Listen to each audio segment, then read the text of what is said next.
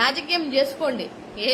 ఇంకా బోల్డ్ ఉన్నాయి రాజకీయాలు చేసే కార్యక్రమాలు చాలా ఉన్నాయి. ఇసుకని, అదని, ఇదని, ఆ దందాని, ఈ దందానని, ఎలాగో మీ దందాలు మీరు స్టార్ట్ చేసుకోండి, అవన్నీ చేసేసుకోండి. ఎవడు అడ్డుపడి ప్రతిసారి మేము మాట్లాడినంటే అమాయకులైన కార్యకర్తల జోలికి, అమాయకులమైన ప్రజల జోలికి, అమాయకులైన ఆడబిడ్డల జోలికి వెళ్ళకండి. అది మీకే నష్టం, మీకే నష్టం. ప్రతి ఒక్కటి గుర్తుపెట్టుకుంటారు. మీరు న్యాయం చేస్తే మేము కూడా శబాష్ అని చప్పట్లు కొడతారు. న్యాయం చేయకుండా ఇలా ప్రొటెక్ట్ చేసుకుంటూ వెళ్ళిపోతున్నారు అని అంటే సింపుల్ గా ఏం లేవు, రికార్డులు ఏం లేవు అంటే వాళ్ళంతా అబద్ధాలు ఆడుతున్నారా? వాళ్ళంతా డ్రామాలు ఆడుతున్నారా? వాళ్ళకి ఏం అవసరం? చదువులు మానేసి ఆడబిడ్డలు డ్రామాలు ఆడాల్సిన అవసరం ఏముంది? తిండి కూడా తినకుండా ఫైట్ చేస్తున్నారు వాళ్ళు. తిండి కూడా తినకుండా ఇంత వర్షంలో కూడా ఫైట్ చేస్తున్నారు అని అంటే వాళ్ళ ఫైట్ లో జస్టిస్ లేదా? మీకు ఎవరికి కనిపించట్లేదా? అన్నం తిన్న ప్రతి ఒక్కడికి కనిపిస్తుంది, మీకు కనిపించట్లేదంటే ఇంకా మీరు మహానుభావులు. ఆ ఉసురు ఊరికే పోదు, గుర్తుపెట్టుకోండి.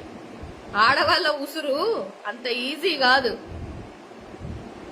ఆడపిల్లలతోటి, మహిళలతోటి, ఆ చిన్న బిడ్డలతోటి మనం రాజకీయం చేయకూడదు. మీ తప్పులు ఎవరు లేకపోతే ఎందుకు భుజాలు తడుముకుంటారు? ఎందుకు ఎవరిని ప్రొటెక్ట్ చేయడానికి భుజాలు తడుముకుంటున్నారు మీరు అందరూ? నాకు క్వశ్చన్ ఒకటే, మీ తప్పు ఎవరిది లేదు, చేసిన వాళ్ళదే తప్పు అన్నప్పుడు చేసిన వాళ్ళని ఎందుకు ప్రొటెక్ట్ చేసి అర్ధరాత్రులలో కారు దాటించి మరీ పంపించారు? నెంబర్ 1. నెంబర్ 2, సిచ్యువేషన్ జరిగి ఇంత గందరగోళం అవుతుంటే కూడా ఒక్క నాయకుడు కాకపోతే ఒక్క నాయకుడు అక్కడికి ఎందుకు వెళ్ళలేకపోతున్నారు? చెప్పండి పోనీ. నెంబర్ 3, ఎవరైతే చేసిన వాళ్ళని వాళ్ళ ఫోన్లు సీజ్ చేయాలి కదా, వాళ్ళని కస్టడీలో తీసుకోవాలి కదా. ఎందుకు తీసుకోవట్లేదు? దేనికి తీసుకోవట్లేదు? ఎవరు ఆడబిడ్డలని అంత ప్రొటెక్ట్ చేస్తున్నారు? ఎవరు ఏ బడా నాయకుల పిల్లలని ప్రొటెక్ట్ చేస్తున్నారు? ఏ బడా నాయకుల కాలేజీలని మీరు ప్రొటెక్ట్ చేస్తున్నారు? ఇవి నా పాయింట్లు, ఇవే నా పాయింట్లు.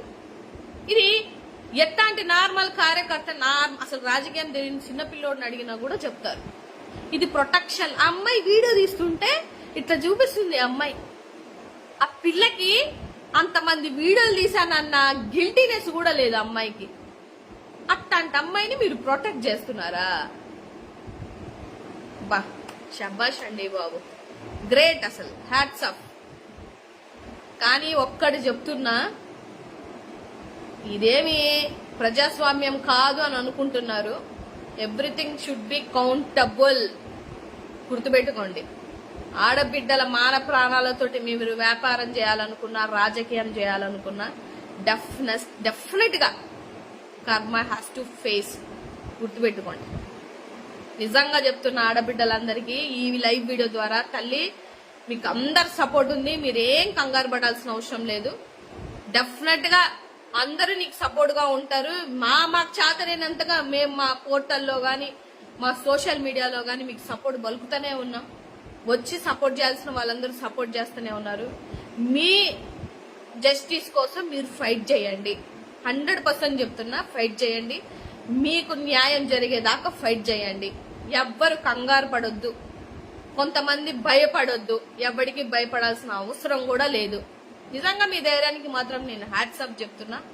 చాలా ధైర్యంగా మీరు ఎంత చేయాలనో అంత మీరు మీ చేతులారుగా మీరు చేసుకుంటున్నారు. ఏ వ్యక్తి అయినా, ఏ లీడర్ అయినా, ఏ పార్టీ అయినా తప్పు చేసిన వాళ్ళను మాత్రం శిక్షించండి. ఈ లైవ్ వీడియో ద్వారా నేను కోరుకుంటున్నది అదే. ఎట్టి పరిస్థితిలో తప్పు చేసిన వాళ్ళు మాత్రం శిక్ష పడాల్సిందే. మీరు ప్రొటెక్ట్ చేసుకొని మీ బురద మీరు రాసుకుంటే చరిత్రహీనులే అవుతారు. అందులో 1% కూడా డౌట్ లేదు.